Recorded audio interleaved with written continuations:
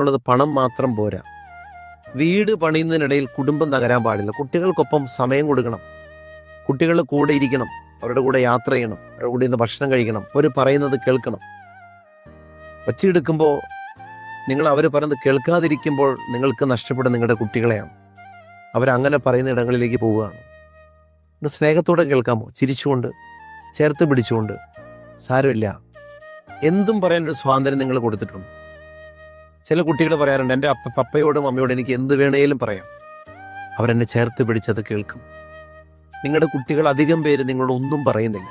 ഈ ലോകത്ത് നിങ്ങളുടെ കുട്ടികൾ ഏറ്റവും കുറച്ച് കാര്യങ്ങൾ പറയുന്ന ഒരാളാണ് നിങ്ങളെങ്കിൽ നിങ്ങൾ യഥാർത്ഥ മാതാപിതാക്കളാണ്. അങ്ങനൊരു സ്പേസ്, ഒരു സ്വാതന്ത്ര്യം കുഞ്ഞുങ്ങൾക്ക് കൊടുക്കാമോ? അവർ പറയട്ടെ. എല്ലാത്തിനും ഉത്തരം വേണമെന്നില്ല, എല്ലാത്തിനും ഉപദേശം വേണമെന്നില്ല. കേൾക്കുക, വീണ്ടും കേൾക്കുക, സ്നേഹിക്കുക, വീണ്ടും സ്നേഹിക്കുക.